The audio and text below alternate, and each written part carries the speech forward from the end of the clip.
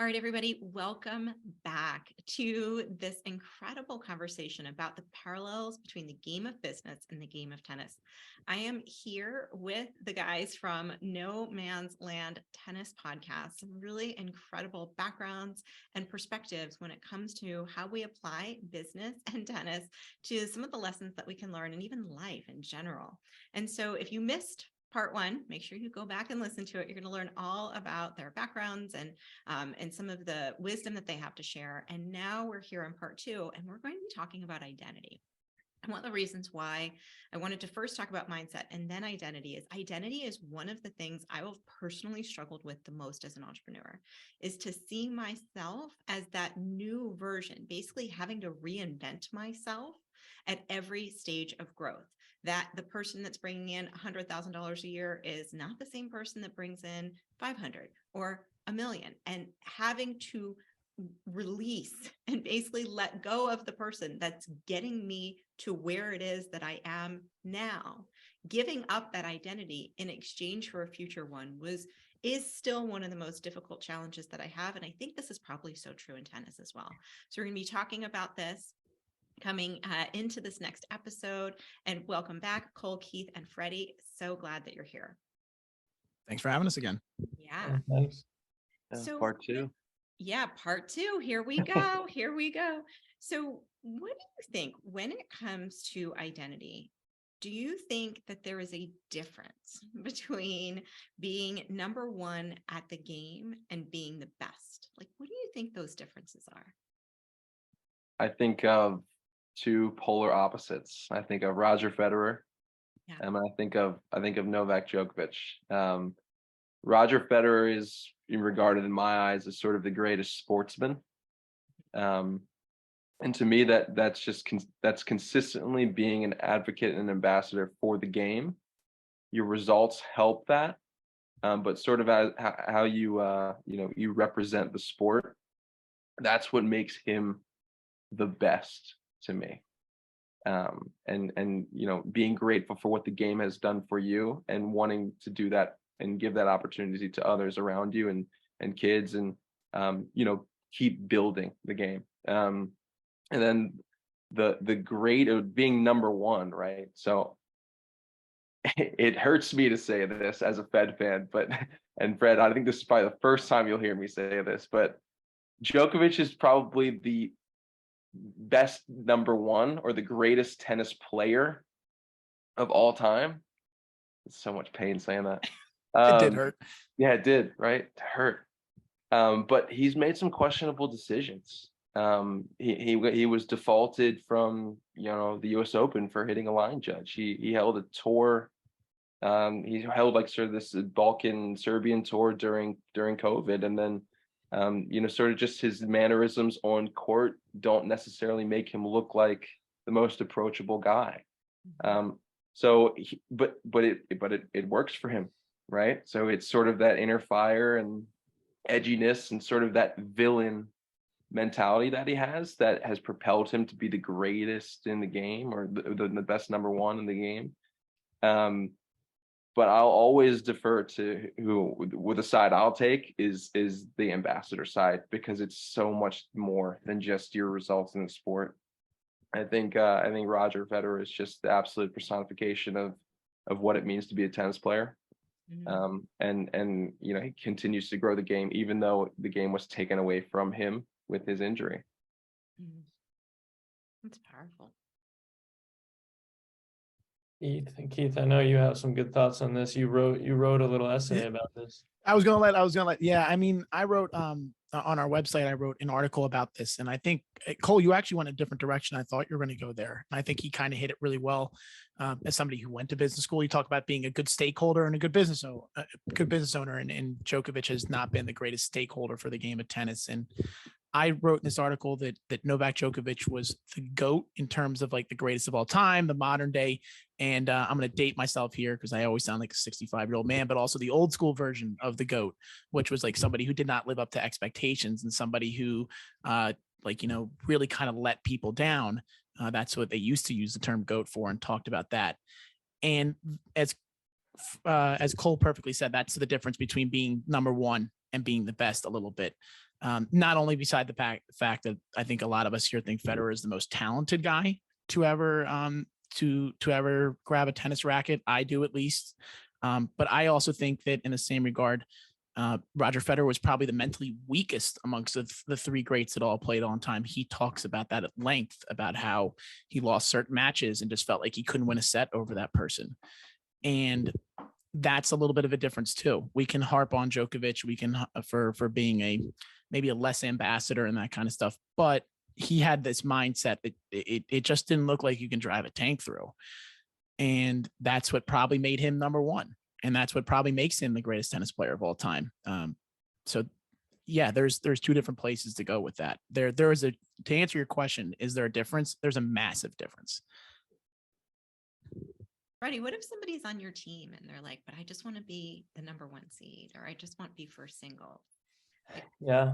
Yeah. Yeah, it's tough. I actually kind of have that on my team a little bit right now.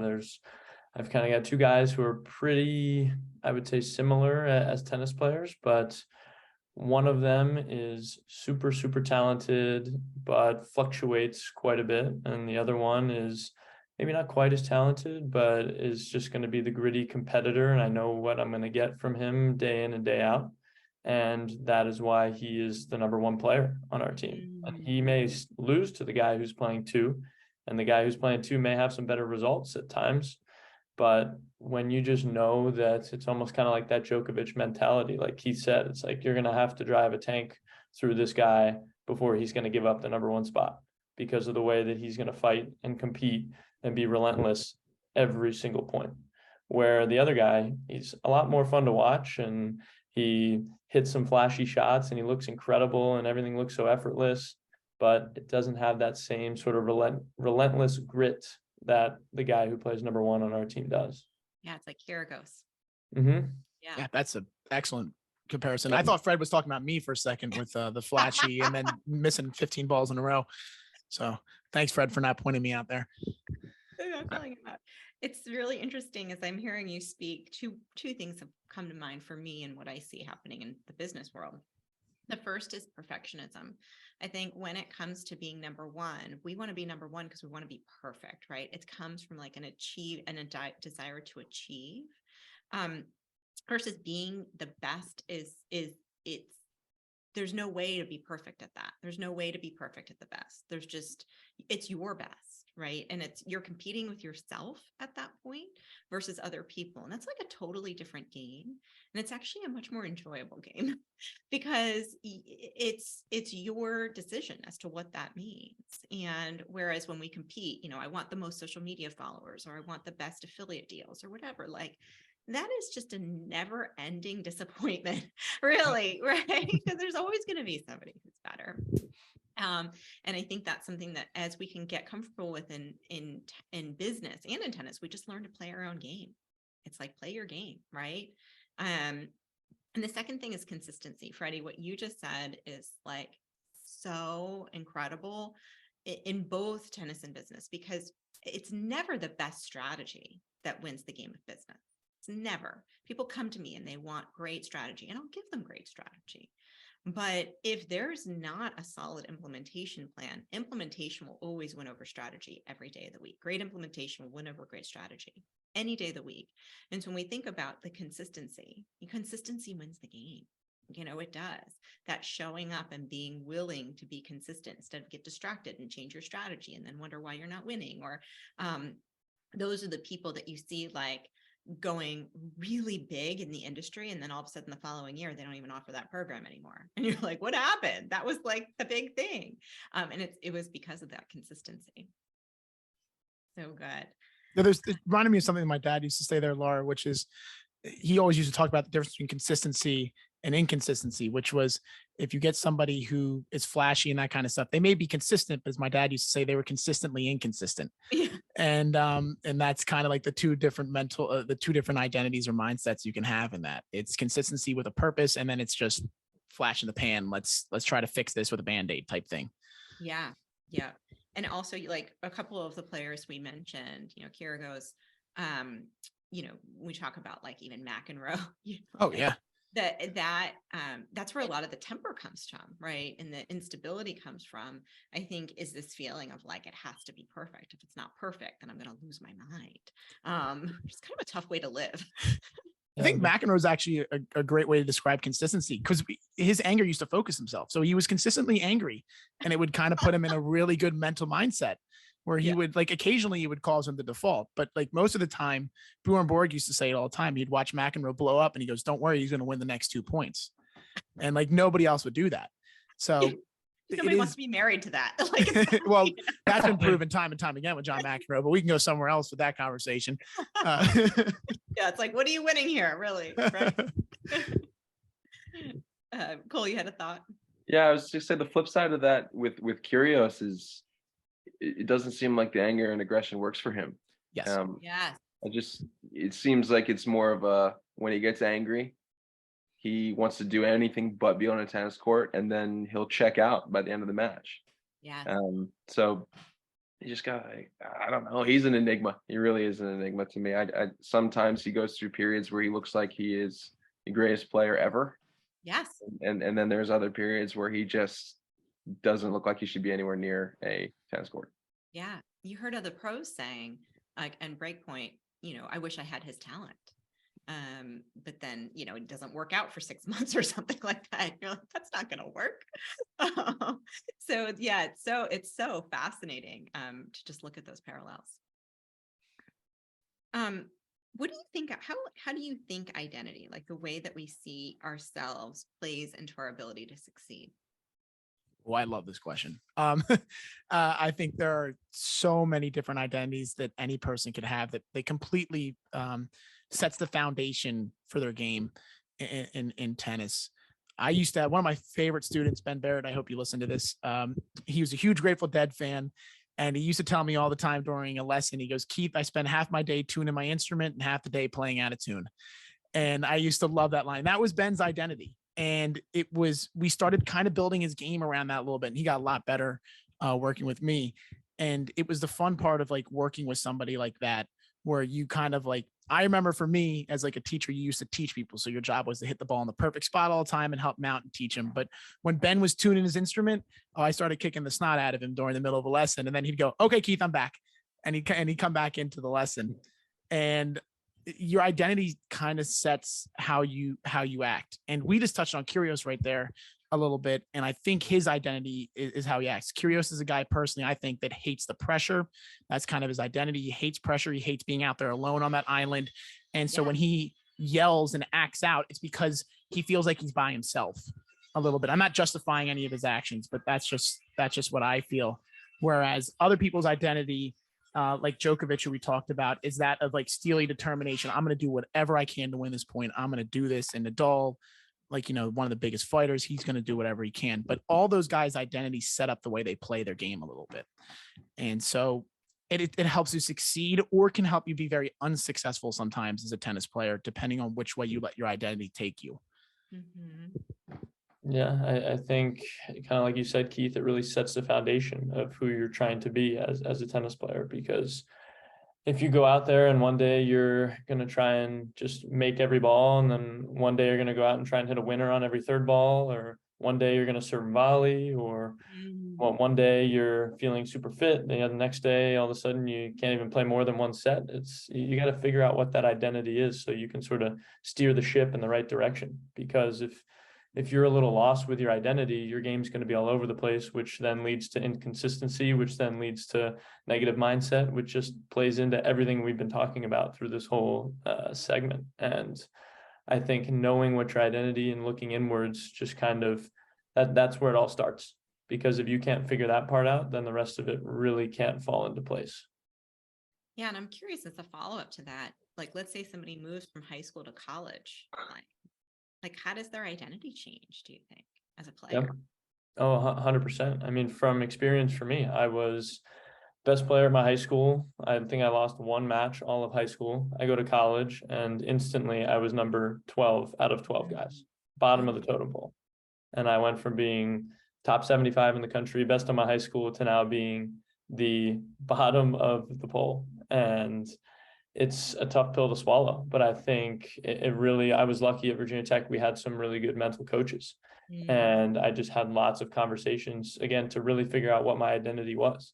Was I going to just be okay with having a fun college experience and being number 12 and just using tennis to maybe just work out and just kind of be a part of the team and be part of something bigger than me? Or did I really want to try and work my way up the totem pole and have everything else that comes with that?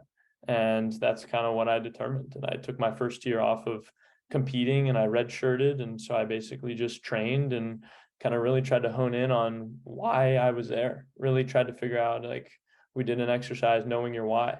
And I really just had to dig deep and figure out, why am I here? Why am I waking up at 6 a.m. every day to go to lift weights and be on the tennis court for 3 hours a day and go on runs and do these extra exercises? And that really set the foundation for me to kind of have a career in tennis now. I think if you had told high school me that I was going to become a college tennis coach in my first year out of college, I just would have laughed at you and said, probably not. Or even being 12 out of 12 guys in that Yeah. moment. Oh yeah.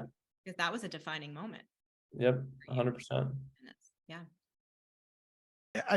I just wanted to mention this, and is that I think if part of your identity is not trying to get the best out of yourself, then I think part of your identity, in a way, I hope it doesn't come off wrong, is a little flawed.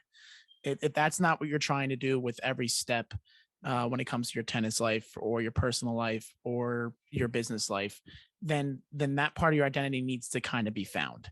It's getting the little bit of the best out of what you can do in every moment, because that's what allows you to grow and become better a lot of ways. Because that allows maybe what you do, like what Fred talked about, whether it's you have a game style like Fred, who plays aggressive, or a game style like a lot of other people's, like the grind. But if your identity is still trying to get better, you get the best out of both those aspects. You get the best and you start growing. And that's the big part of identity when it comes to tennis and really helping you out as a player. Yeah. I'll be the first to tell you that my identity on a tennis court is sort of lost right now. Playing again, probably really for the first time and consistently since high school. I mean, high school was 5 times a week, really, and I had a coach who played at Duke. He was getting the best out of me, every day at practice. But sort of picking up that racket again and playing competitively, and coping with the fact that you're not at the level you once were. Oh yeah. Hard. It's really hard. And then you're maybe also playing in a league where you know that you should be beating these people handily, and you're not, and you're losing a match. Yep. It's humbling, and it's something I can't tell you. I can't tell you what my identity is right now on a tennis court. I can't tell you what my ranking is. I can't tell you what league I should be playing in. These guys know. These two have seen me hit balls, and they know probably where I should be. But it's a constant battle, and we'll figure it out. We'll keep figuring it out. What I tell my students is, if reinvention doesn't feel awful, you're doing it wrong. It feels awful. Like, it is really, it shouldn't feel good to reinvent yourself. It's kind of just messy. It's like when a caterpillar turns into a butterfly, it actually literally dissolves in the cocoon, turns almost into like caterpillar soup before it becomes a butterfly. There is this part of like really kind of ugly aspect to reinvention that I think a lot of people just don't want to deal with the discomfort. So they don't grow, right? They don't transform. They don't allow that to happen. But there's a couple things I'm hearing that I think is so helpful for our listeners to point out. The first is, Freddie, what you were talking about with why.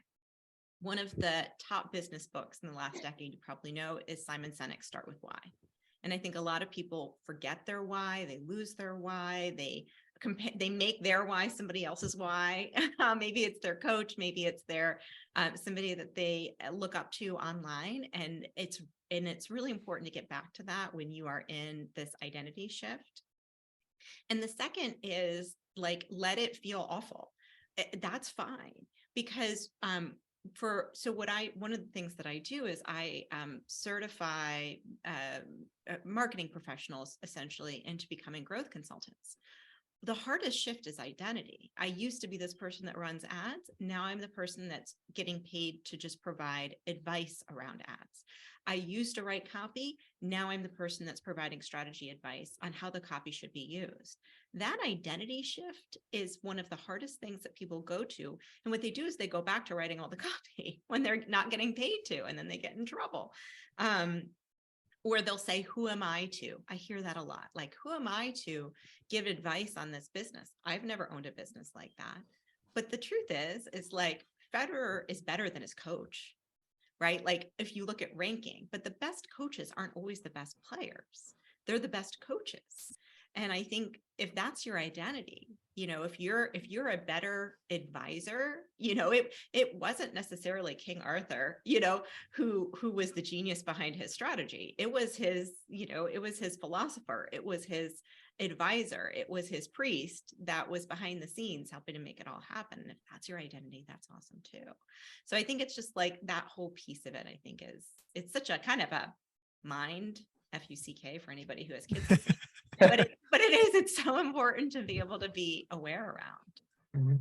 Laura, we all just lost a bet because we all thought I'd be the first one to curse on the podcast. So thank you for taking that away.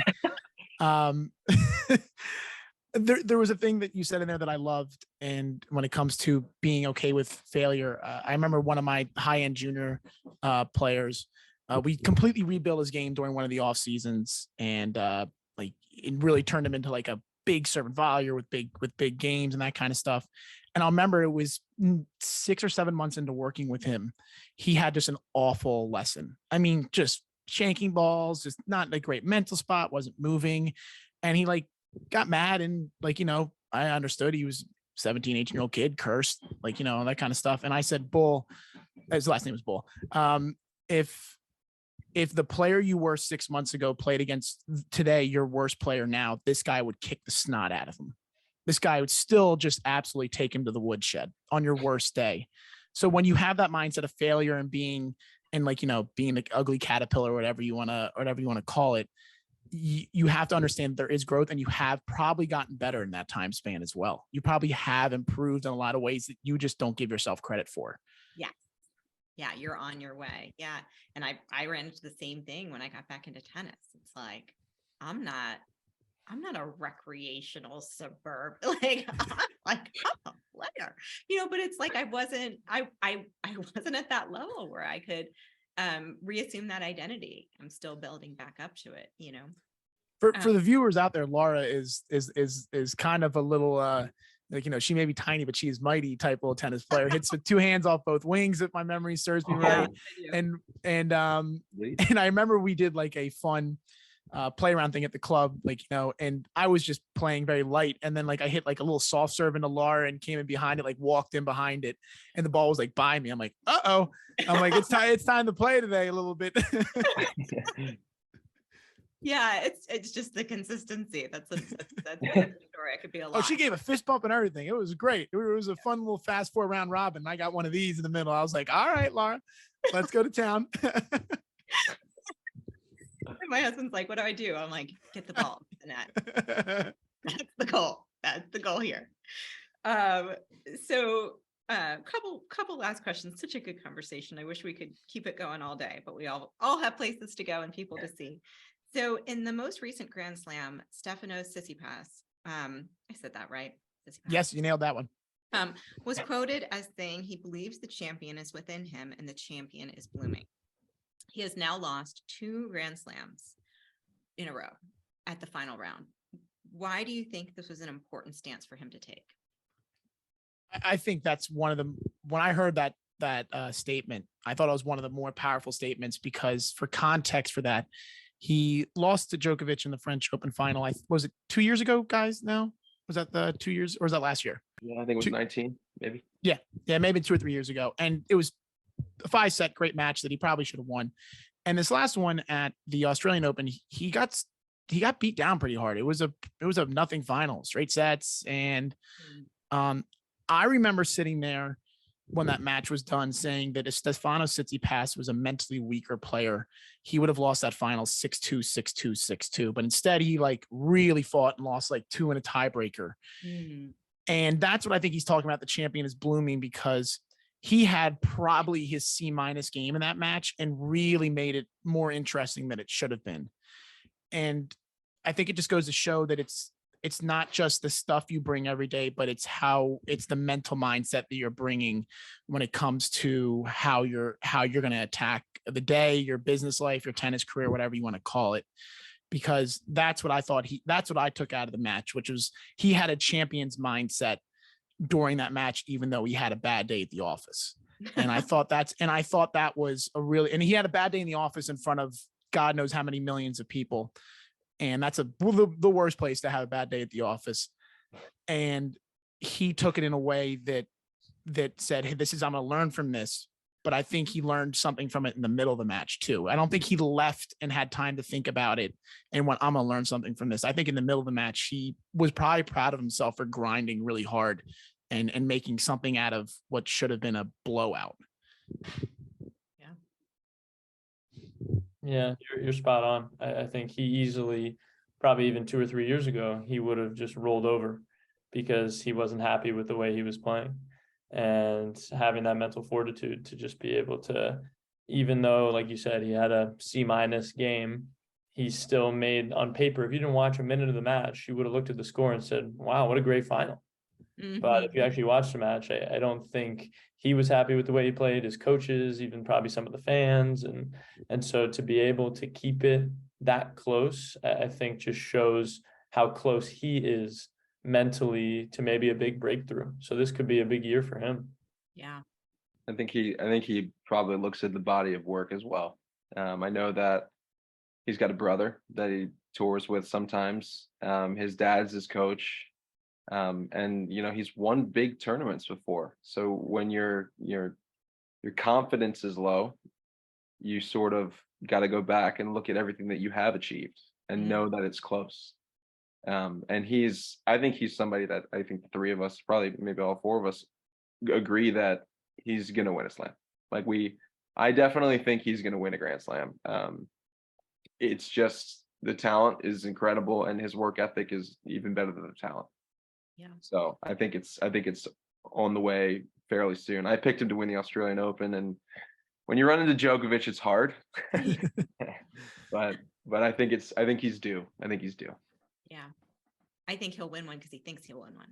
Yeah. That's Laura, you hit the nail on the head. Fred and I have talked about that at length. Yeah. That there's nothing discernible you can pick apart from his game. That it's like, whoa, he does this so much better than everybody else. But that mental mindset he has, he just grinds his way and keeps himself competitive all the time. He's matured as well. I think he's absolutely matured. I remember last Wimbledon a year ago. I mean, he got bullied off the court by Nick Kyrgios. Nick Kyrgios was in his circus, like he was doing all the antics and everything, and Steph let it affect him. Yeah. And I think that's probably just youth, maybe, or I don't know. But it seems like he's in a way better headspace more so now than he was in the past. Yeah. Hard when you're up against a circus. It's not like you practice that very often. No. You've never trained with me, Laura. You've never. Actually, that I would believe is pretty consistent statement. Freddie, any thoughts on that? Yeah, I mean, kind of like what they both said, but I think, yeah, like we said, I think this could be his year. I think he's close, and I don't think it really has much to do with the tennis. Yeah, I think hopefully it seems like he does a lot of stuff off the court. He has a blog and a YouTube channel and some of this stuff, and I think he's getting a little more comfortable with his identity. And I think that really does kind of play into how you perform on the court and put yourself in that good mental headspace and maybe be able to deal with some of these extracurriculars on the court that someone like Kyrgios brings. And so I think if you really are at peace and comfortable and happy with a lot of the off-court stuff, it's starting to show on the court. Oh, that's so good. And so similar to business in that sense, in that I perform my best when I'm spending a lot of time with my family. Like when I'm, happy at home, happy with the amount of time I'm spending with each kid, they seem happy and settled. Like then I can be really at my best in business. And when it feels like that's being compromised, it actually works. Working more in the business doesn't fix that actually. And I think a lot of people overwork in their business because they haven't gone through that learning process, which is so interesting. So I'm going to finish with a last question I'd love all of you to weigh in on, so you can jump in when you feel ready. But what do you think is required to work on the emotional mental state of a champion, somebody who's winning at their game? I think, we talked a little bit about it, and you talked about it with Iga Swiatek earlier, but she hired a mental coach. And so I think being able to be vulnerable enough to have those conversations, because I think it's easy to say, oh, let's talk about this stuff. But if you don't actually believe it or buy into it, or if you're not vulnerable enough to really believe it, it's not going to do you much good. And so I think the best players in the world have been able to do that and open themselves up a little bit, whether it's to a mental coach or just to their tennis coach or maybe their significant other or whoever it may be, but kind of finding that outlet and being vulnerable enough to kind of figure out what it is that you need to tap into mentally to be able to get to the next level. Because I think a lot of people, especially in a sport like tennis, you've gotten to this point in your career because you've done pretty much everything on your own, because it is an individual sport. And I think it's hard for people to lean on others for help, because you're just going to shoulder the load because it's what you've been used to doing your whole life, physically and even mentally, when you're growing up playing junior tennis and high school tennis and even college tennis. And so, yeah, I think having that vulnerability and being able to let people in and let people help you help yourself. Mm-hmm. Yeah, that's powerful. I would say embracing the grind. I know tennis is hard. I mean, you're an independent contractor. They're in, where are they? They're in Dubai right now, and they're going to be in Indian Wells next week. And it's a week, and it's jet lag, and it's traveling, and you're away from family for long periods of time, especially if you're, a lower level ranked player that can't pay for people to fly with you. So it's really finding what makes you happy outside of your performance on the court. So if you got to go play a lower level tournament in Thailand, let's find something in Thailand that interests you while you're there. Or let's find something that, makes your days go by a little bit easier, something that you enjoy, really diving into your surroundings. Because to me, and I know it's probably easy for me to say this because I'm not an ATP player, but if I'm going from airport to hotel to tennis court, then back to the hotel and to the airport, what's the point of playing on tour? Isn't part of the beauty, seeing all these different places and getting your worldview and increasing that? So I think that goes into your mentality and sort of that being grateful for what's around you. And I think if you're just happy in your surroundings, that's just definitely going to translate to your results and your mentality. I think what makes, and I talk about this, what makes us a little bit of fun is that Fred and Cole, and I'm so glad I didn't have to go after Fred because Fred's answer was just that Cole way to take one there. Yeah, I did my best. Is that we talk about not only tennis on the professional level, but also, as we call it, tennis for the everyman. That's what we talk about in a lot of our stuff is how to make tennis more enjoyable and more fun for people like all of us here that just want to play to have fun. And you talked about being a champion, but there is a mental and emotional state that comes into being a champion, whether you're 3-0, 3-5, 4-0, 4-5, all the way up until when you start getting into the higher echelons of the amateur game. And then you have no one to play with. So well, that's what Fred struggles with. Fred's got to play a money tournament and then slum it with me as his partner for him to play with somebody. But when you're the lower level players and that kind of stuff, sometimes that emotional mental state is just simple direction. It's just simply being on target with what you're trying to work on and what you're trying to accomplish. And we spoke about that in the prior episode, which is just, here's the two things I'm going to focus on. And I'm going to mentally commit to that. I'm going to emotionally be attached to that process that's going into this, because it's so easy to let emotions and mentality wander and waste all your energy. And I think for the amateur tennis player, and then maybe like, translating to business, is it's being mentally and emotionally committed to what you're trying to do for that match, for that point, for whatever you're doing in that moment. Yes. I'm going to summarize what I just heard you say. So many good tips in there. And then what I want you to let everybody know where to find you moving forward. So first thing I heard is be willing to do the boring work, right? And I think business is a lot of that too. It's like, yeah, you don't want to do the P&L review.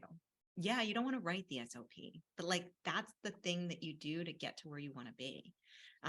There might be days tennis players wake up and they don't want to work out that day. They don't like lifting weights. They really like just running around the court. There's the thing. It's like doing the boring work is so underrated in becoming the top of your game. The second is know who you are outside of the game. Because when we can know who we are outside of the game, winning and losing has so much of it lessens the impact of what it means, right? For our own identity. Like, we don't become defined by the losses and the wins. We become defined by who we are holistically, which makes it a lot easier to tolerate those ups and downs. And the third thing I heard is commit to the process. I think I see a lot of newer entrepreneurs struggle with this, or people who are looking to make a shift, maybe in one of my programs, and they are like, I'm going to do this process until I hit a roadblock, and then I'm no longer going to do the process, right? And then what we want to do is commit to the process, like choose a process, commit to the process. Probably all roads lead to where you want to be, but if we switch around the processes, we're never going to get there. So really good advice. Just to wrap up, thank you so much for coming here, having these great conversations. People may want to connect with you individually or go to learn more about your podcast. Where should they go? Right, I'll let you take that one with the website. Yeah, we're relaunching our website, nmltennis.com. And then on social media, all of our handles are nml_tennis on Instagram and Twitter and TikTok. And then each of us have our own individual platforms as well. I think mine is just my name, Freddy Mesmer. Mine's just Cole Wernecke. Keith Gorman. You can't be simpler than that. I mean, we really appreciate having us on, Laura. And for all those who want to listen, we just do general banter about this. We'll go from everything from the tour life to how to make tennis more fun for people like us and more accessible. So then it grows the game a little bit that way. We want to talk about what makes tennis fun. So yeah. And thank you for challenging us with your questions, because we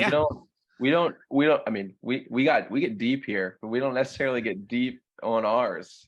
It's more we're 320-something-year-old guys. We're about as deep as a puddle. So we appreciate that. It's a different way of looking at the game and applying it to business, and we appreciate you putting us in that mindset. Yeah, this was so fun to talk about. I appreciate you being willing to have the conversation, and just excited for you and growing your own podcast. For those of you who are like, what's no man's land? It's the place you don't want to stand on the tennis court because you end up getting stuck. So that's what that is. And if you want to learn more, make sure you visit the podcast. Thank you, everybody, for tuning in.